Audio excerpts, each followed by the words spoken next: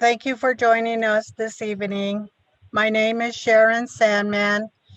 I am with the Native American Producers Success Project, and I am the assistant coordinator. This evening's rotational grazing will be presented by Jesse Jim, NAPS Project Field Coordinator. At this time, I will give the floor over to Jesse. Okay, thank you, Sharon, and thank you everyone for joining us this evening. I am the NAPS Project Field Coordinator. So this evening, I'm going to be talking to you guys about rotational grazing, the benefits, the disadvantages, and then also touching a little bit on continuous grazing and so forth. So if you guys have any questions, hold your questions to the end, and then we'll have a short Q&A session. Okay, so what is rotational grazing?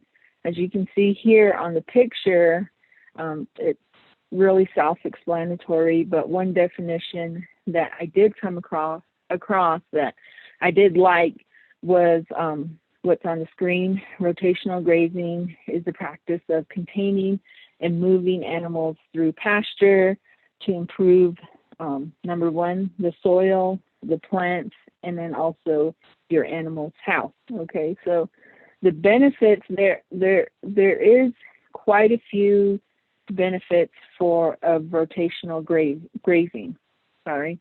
Number one, of course, is your improved animal management. Okay, so when you rotate your livestock to new pastures, there's less stress and they're easier to manage. And you'll notice that when you rotate your animals a lot, your livestock get used to you, and they get used to human interaction, and they become less wild and easier to manage. And that's one benefit. And then also less wasting of forage. So if they're in a controlled area, in a fenced off area, they're going to hustle more to clean up that pasture rather than just staying in one area and eating down grasses in a certain area and leaving other areas alone. And then also increase forage production. What happens is they graze on everything there, and then you move them out in a short period of time, and it increases it. And then also, if you have weeds, if they're less desired plants, depending on if you have cattle, if you have sheep, if you have goats, they'll concentrate on those plants. And later on in the presentation, I'll show you a slide that shows what each class likes to eat, meaning what cows, sheep, and goats like to eat. And then also, as I mentioned, increase soil fertility.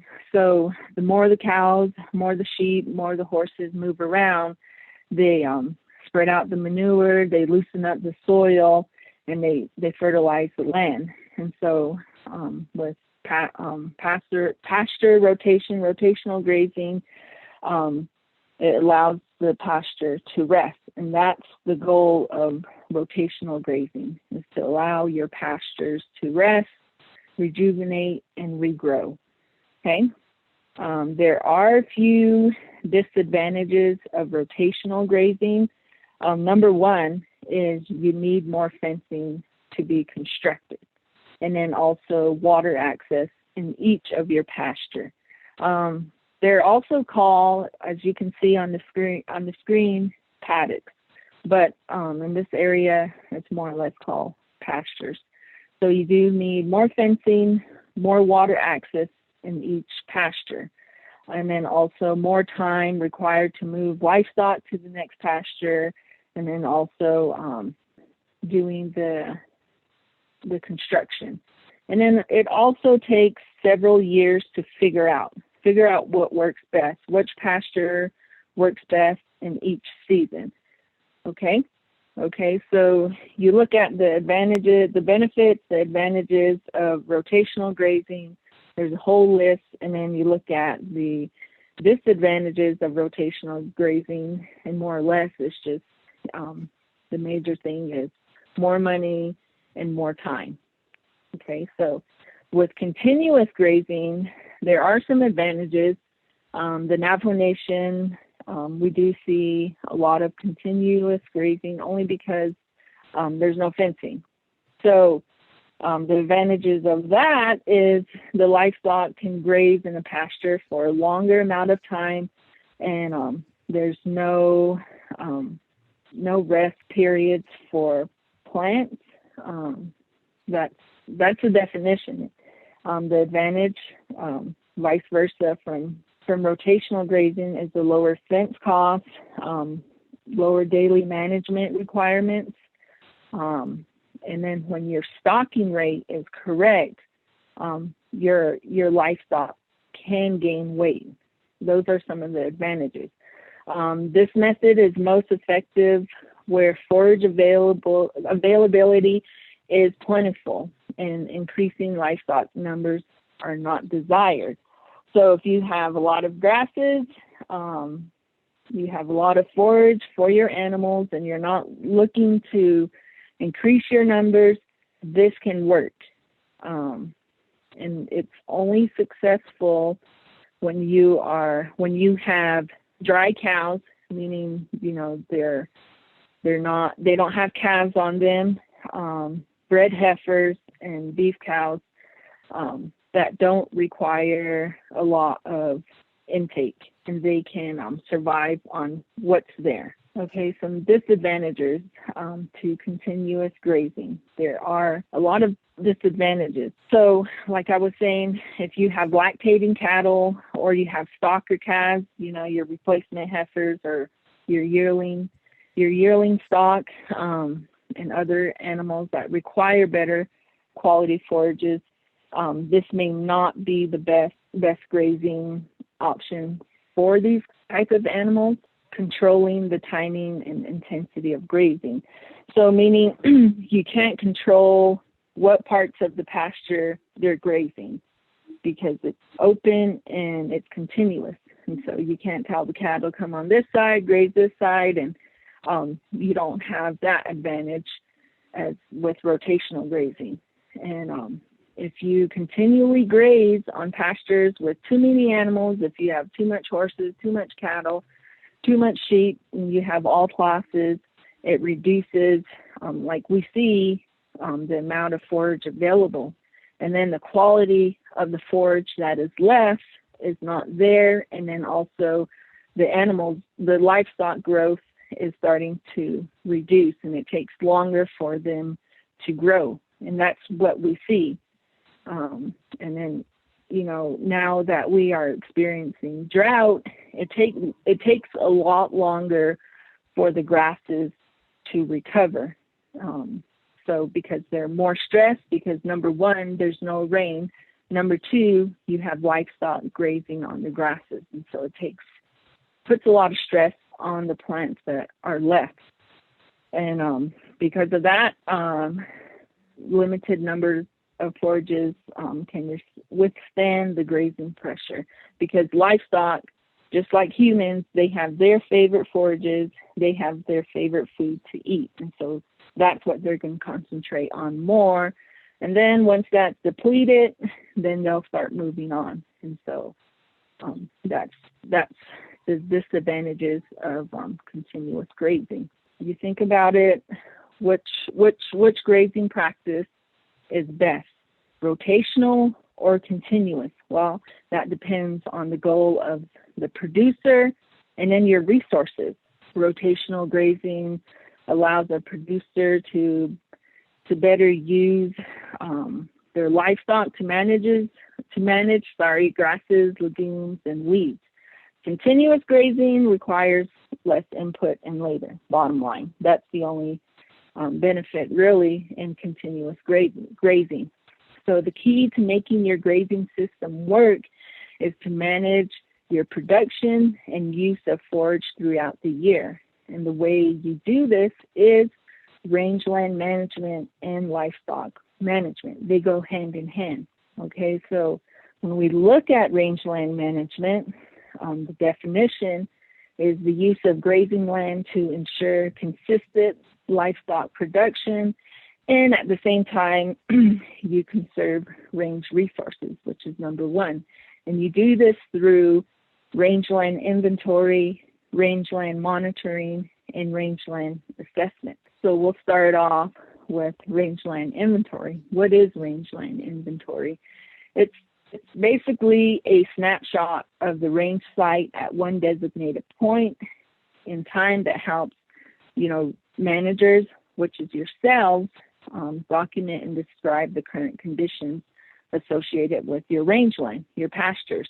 And so the purpose of rangeland inventory is to categorize all the parts of your unit, such as your soil survey and your average forage production. There are a couple of ways that you can access these, and I'll show you in the next coming slides on how you can do that. And then also your inventory data from these surveys can help you compare existing conditions to the potentials, what can come, what can be seen in good years, average years, and like we're seeing in below average years. So one of the first steps in developing and updating your range management plan and taking your inventory is through an inventory of resources. Well, what is an inventory of resources? It's your overall rangeland health. And so if you go out there now, because we've been experiencing drought for quite a while now, maybe three to 4 years now, it's not going to be great. It's going to be kind of depressing, but that's just how it is. It's up and down. And like I was saying, you have to have a similarity index, something to compare the good and the bad and the average. And this you can obtain through, there's a website called websoilsurvey.gov. And this will pull up your soil, your forage classes, and I'll show you in the next slide how it looks. And then also your fence location. If you do have fence locations, where's it at? Do you have a map of it? And then also, if you just have a boundary fence and you want to cross fence you have to cross fence to do your rotational grazing. How can you improve it? And then your water supply. Number one, where's your livestock going to get their water from? And you need to have it in ideal locations to get the livestock moving. Because cattle are very lazy. They'll only go 1 mile away from water, and that's it.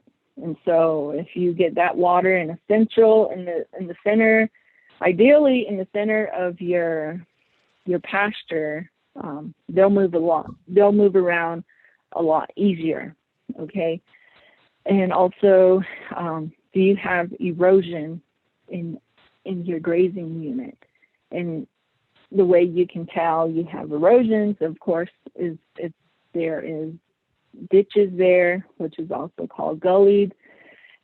So that gives you an idea if you have erosion, and that's when you are going to have to put in a plan to do erosion control.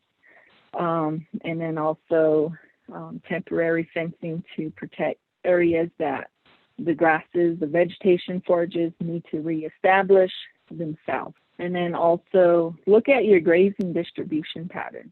I'm sure some of you notice the cows like to be in this area this time of year, and they like to be in this other area this time of year. So you look at their grazing patterns. And then also brush control. What kind of brushes do you have? Do you have a lot of salt brush? Do you have a lot of sagebrush? That can affect your grazing patterns.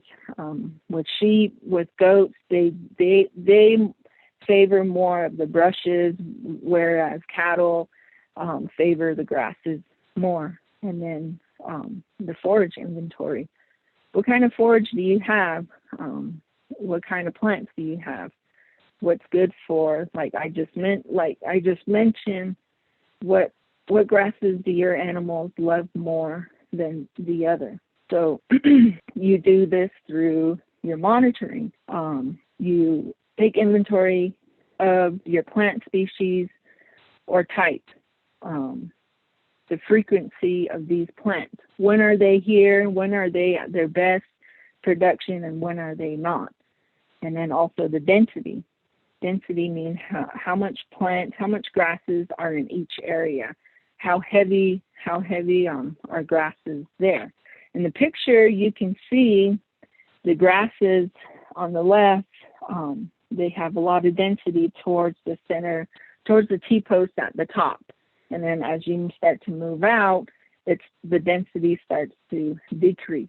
And so that's common in this area. And so the ground cover, in this area, you know, in the Midwest and the East, there's close to 100% grass ground cover. But the further you move west in this area, I would say it's anywhere from 30 to 35 grass ground cover. And the rest is bare ground, as you see in the picture. So you take your inventory, you get an idea of what you're working with and what your goal is. What do you want to do with your land? What do you want to do with your livestock? You have to understand, and you have to keep that in the back of your mind. Where are you going with this? And then once you get that all in line, you start to monitor. You monitor your rangeland. And so you can pick a site and you can look at the changes every year or through each season. And you'll start to see what grasses, what forages come up and how long they stay green. So without monitoring, without you going out there to see, there's no way you can determine the health of your forages and the productivity of your rangeland is improving or decreasing. And so if you stay the same or decline, you have no way of knowing that if you don't monitor. Okay, so for example, we have this area. We have a T-post here, and that's a monitoring site. And it just gives us an idea. This gives us the T-post lets us know where we have to go back to. And also it gives us an idea how tall your grasses are growing. And here is in late fall, after the cattle, we had them in there in the pasture. And this one here is in the spring, right before you turn out the cattle. And so you can see what's the potential and what how the cows work, okay? And then also you can see what kind of grasses are here. Majority of it is Indian grass. You do have some alkali saccatones and some weeds in there, so it gives you an idea. Too much weeds, you know, you might want to rotate, put your sheep in there and your goats, that way they can push the weeds down. So that's what rangeland monitoring is. Okay, and so as I was saying from the Web Soil Survey, if you don't know what grasses are there or what they look like or the names of it, that's okay. If you go to websoilsurvey.gov, you can actually map out your area, and it'll show you what kind of soils are there, and then also what kind of forages are there. And so here you can see the soil. Not too sure. Maybe if you zoom in, you can see the soil type, you know, salty bottomland, and then also the grasses, alkali saccatone, western wheatgrass, bottlebrush, squirrel tail, four-winged saltbush, galleta, big sagebrush, the list goes on. So this gives you an idea of the grasses. You can narrow it down. And so what I do is I get this list and I look it up. You know, we have the best, the technology now to where we could just type in alkali saccatone and then pull up an image, and it'll show you what that plant looks like and so forth. So take advantage of that. If you need help and, you know, mapping it out, you know, let me know. It is kind of lengthy, but it is, you can do it. So as I was saying, this is just an example. I did a presentation a few years back down in Gallup area, and you can see here the area I mapped off. And then in the purple, it just shows you different soil types, and then in the green, the same thing.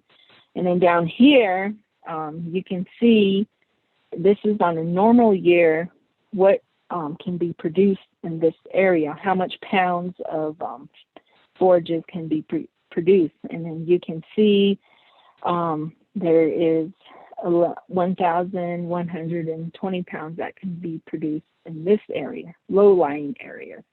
And then if you go up on top of the mesa, there's 365 pounds of forages that can be produced and so forth. So that's on a normal year. We have it at 1,100. And then on a favorable year, when we get a lot of rain, when our monsoon's on time, and everything goes as planned, this area can produce 800 pounds more. So 1,900 pounds here, 500 pounds here. And so you can see the potential in the area. And then on an unfavorable year, you know, the past 3 years, you can see what's going to be produced, and it's almost half. It's way over half, under half of what can be produced is 660 pounds, 196 pounds of forages per year. So that's a big drop from normal to favorable to what we are experiencing now. So with that in mind, with your inventory, with your, when you do your rangeland inventory, you get an idea of what's there. And so now you have to determine your stocking rate. Okay, so number one, to determine your stocking rate is what is the acreage of the pasture you want to use. I know with the grazing permits, they give you, you know, your animal units, how much can be on your grazing unit, but that doesn't mean, you know, go all the way to the limit. So you got to determine the acreage. And the reason why it's important to determine how much acreage you have is because in this next statement, it says in an acre of arid rangeland in fair to good range condition with 10 to 12 inches of precipitation, you can produce up to 600 pounds of standing forage during the year. And so that's 10 to 12 inches. We're nowhere near that in this region. And so the rangeland experts, they suggest that we only use 25 to 50% of the forages utilized by livestock. And that's just to leave some vegetation and then to regenerate it. And I'll show you in the next coming slides why that's important. And so if we follow the conservative utilization rate of, and let's go to the least, the 25%, that leaves 150 pounds of forage per acre per animal per year. So if we have a 900 to 1,000 pound cow, and that requires 20 pounds of forage each day, then that averages out to like 7,300 pounds of forage a year. So what does that mean? What does all the numbers mean? It means 50 rangeland acres. We can only have so the cow requires 50 rangeland acres. And so with the 640 acre pasture, you can only have 13 animals on that pasture. So that's kind of, sobering, and at the same time, it's, what do? You just got to work with what you have. And then once you just determine your stocking rate, you have to understand your livestock feed requirements. Okay, so the amount of DM, which is dry matter, of an animal will depend on its body weight, and then also the quality of feed, and then the class of stock. So it's important that we need to calculate the average daily intake to ensure that our livestock is getting the correct amount of feed, and then also enough nutrients for their daily intake. Okay, so if we look at our livestock, as I mentioned before, our cattle prefer grass over shrubs. If you see here on the picture, cattle, their diet is more grass, 70% of it, your broadleaves and your shrubs and trees is on the lower end. The sheep, on the other hand, they can survive on both, and they prefer both. Goats, as we all know, they like to be up in the higher mountain, in the higher country, on top of the rocks there. They like to graze more on shrubs and trees, and not too much on grasses. So with that in mind, let's look at our feed consumption of our livestock. So a 600-pound cow versus a 1,200-pound cow, their feed intake. In the right picture, in the picture to the right, you can see that a 1,200-pound cow requires, let's see, let me do my math, at least 25 to 26 pounds of forage daily.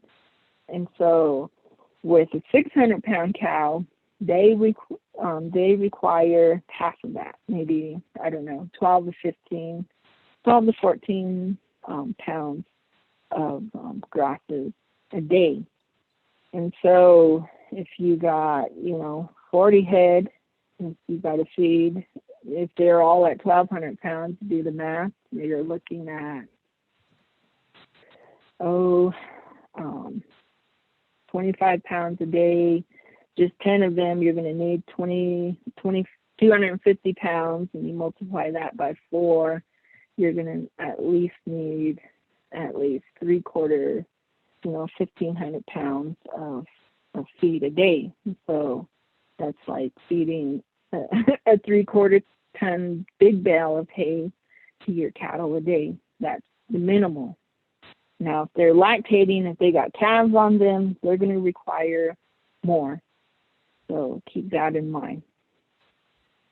And then it's also good to supplement feed. As we were saying earlier, their grazing pattern, if they're not touching one area of the pasture, supplement feed is a way to get them moving. Because with the supplement tubs there, it'll get them moving, because to them, that's candy, and, it's something they like. And so you get them used to it, you can move them anywhere. And so they'll take to the supplement feed. And that's one way to get them moving in different areas. And then if you have horses, like I was saying, you have to go by the percentage of their body weight. And so a 1,200-pound horse will require 30 pounds of hay per day. With sheep, they're a little less. They require anywhere from half a pound to 3 pounds of hay per day. So now that we did our inventory, let's start from the beginning. Now that we have our goals in place of what we're doing with our pasture, with our livestock, we've done our inventory, and we're monitoring our rangeland. Why should we use rotational grazing? So if we go back to the definition, rotational grazing is just using one part of your whole unit graze. Hold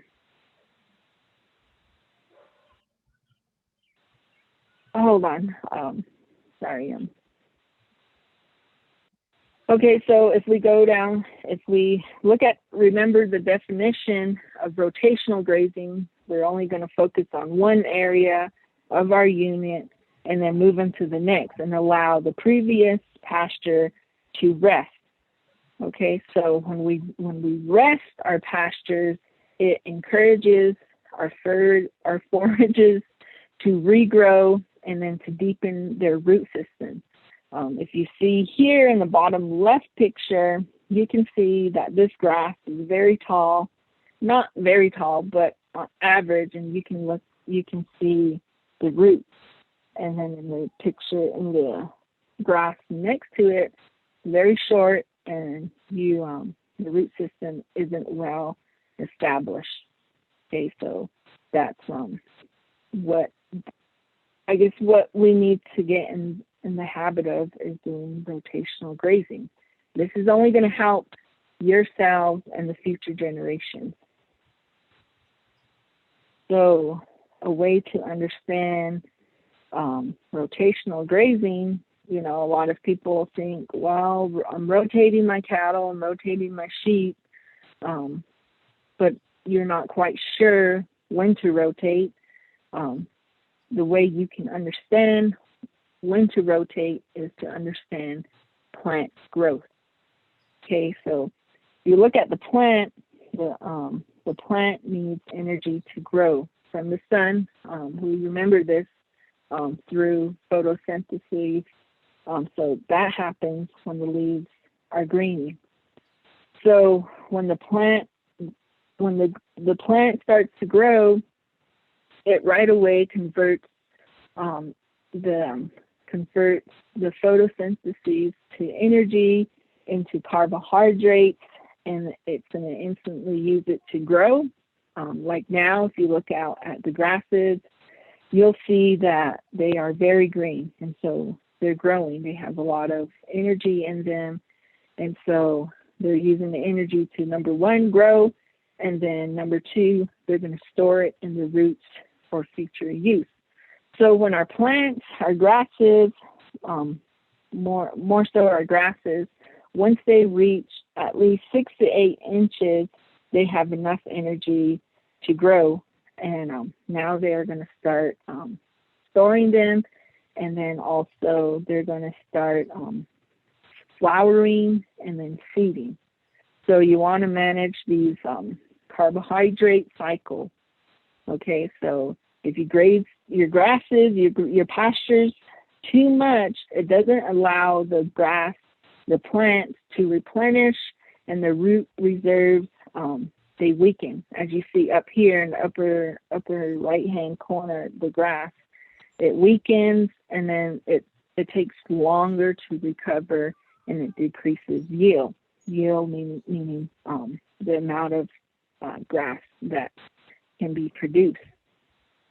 Okay, so let's go back real quick. If you look here in the bottom right, you can see your carbohydrate reserves and each growth stage. Sorry. So you can see it. The line there shows you, once it's at its lowest, the carbohydrates are at its lowest levels, and then once it starts to seed, and once it starts to flower, the carbohydrates are way up there.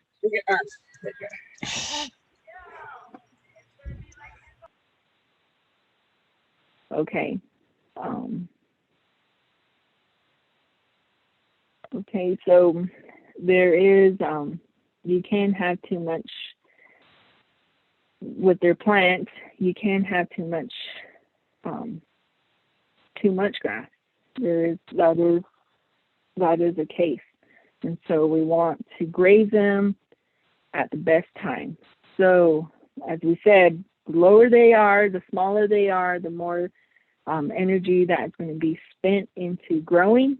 And you know they're growing because they are dark green. And so once you start to see the seeds, that's when you need to put your cattle on or your sheep on.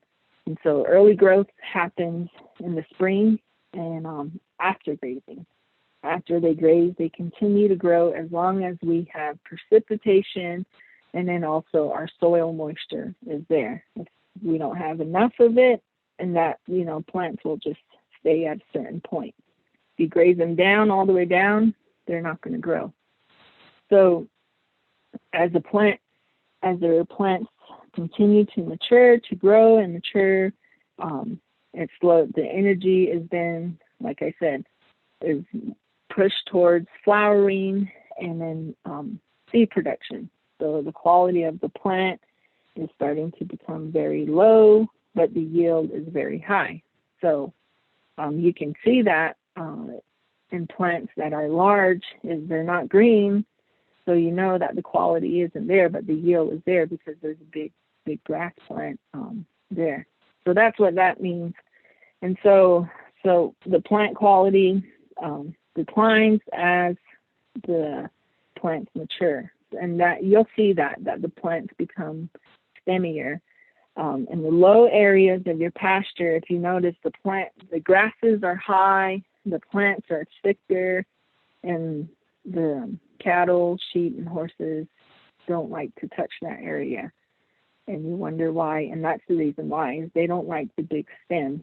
And then if you do buy hay, you'll see that's one thing you look at, is you want to look at the stems. If they're big, you know that, they're not going to touch it. There's going to be a lot of waste.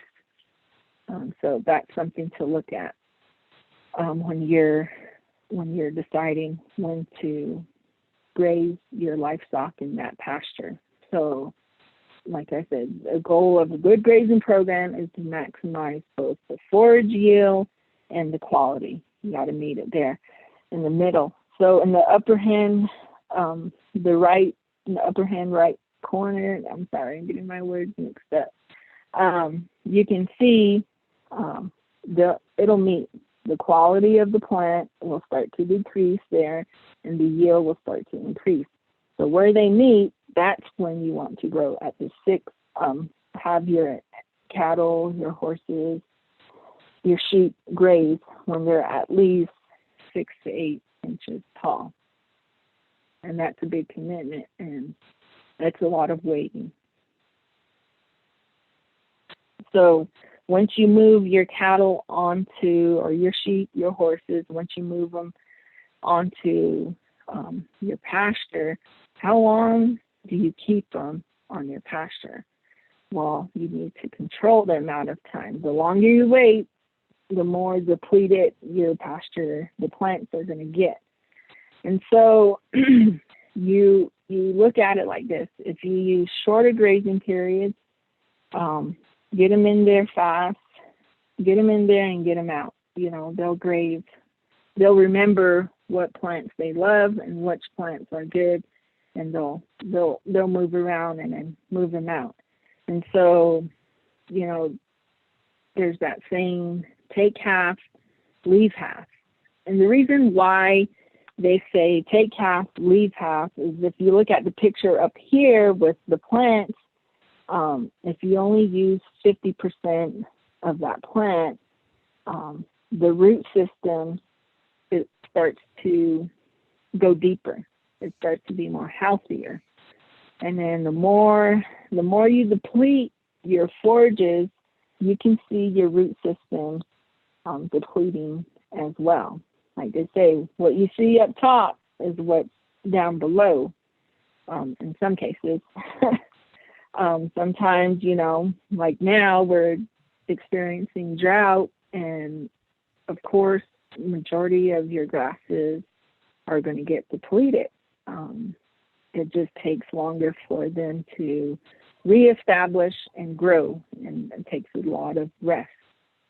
So at 50%, the plant will stop growing. What does it say there? Roots do not stop growing. Sorry. The roots don't stop growing with 50% of the plant removed. With 70% of the plant removed, 50% of the roots stop growing for 17 days. That's a little over 2 weeks. And then if we use 90% of the plant, 100% of the roots stop growing for 17 days. So the plant's not growing at all for 2 weeks. I mean, it's starting, you know, it has to start to rejuvenate itself. So if the plants aren't growing, 100% not growing, you're turning out your livestock. We can, you know, they're going to pull out those plants, and you don't have roots, and then what? You don't have your seed heads up here to reseed your pasture, to promote new growth. And so that's when we start to see overgrazing. And then down here in this picture, you can see the pasture looks nice. There's a lot of grasses, but I would say it's at 50% usage. And so that's a hard call, because you see it and it looks good, but you have to remember, you got to save. You got to save those plants, and you got to save your root systems. And then one thing is if you graze it all the way down, when the rains finally come, there's going to be no structure. There's going to be nothing holding that water in. Here, with all the grasses, when it rains, the soil will soak it in, and it'll have some sort of structure to where the water won't run off, you know. And if it's completely grazed down, that water is going to come and go, because your soil health starts to deplete. And I'm sure you've seen it when it's rain hard, and in some areas that are bare, is the soil starts to create a protective layer to where the water just runs on top. But if we have grasses there and we have some structure, we have good soil health, that soil is going to soak in all of the water and get it down to the roots of our plants. The NRCS author does a great demonstration on that. And I believe last year we did have Dan from Albuquerque office provide a demonstration on that. And you can find that on our NAPS Facebook page. And so, yeah, we talked about our goals, our objectives. We did our inventory of our range forages. We pushed cattle. We're rotating our cattle, our livestock, and our pastures. Now we got to worry about winter. How are we going to get through winter? Some people, do rest all of their pastures and bring in their cattle, which is fine. But we can still do winter grazing. We can still have our cattle out on the rangeland. And this can be accomplished through providing protein and mineral supplementation. They can graze because what the supplement feed does is increase their appetite and makes them hustle more, gives them more energy, more or less, and then also provides the protein that they need to put the weight on and hold the weight. And the grass really is just fillers for them. If it snows hard, the only drawback with them being out there is you got to go out there to the pasture and throw them some hay, because it's going to be hard for them to find that hay, the grass under all that snow, which is a good thing. It's just something to be aware of. As I was saying, if your pastures are on 100% rest for the winter, which I do advise now that we are in our drought, going on the fourth year, dry lodding your cows. And so you feed when it's dormant, when our plants are dormant, when they're no longer growing. And so this is just, I'm sure a lot of us are doing this, feeding alfalfa and feeding what we can for our cattle and sheep and horses. Do you guys have any questions? Okay, I don't see any questions. I'd like to just remind you guys to fill out our survey when you exit. That helps us in letting us know what other presentations to provide for you all.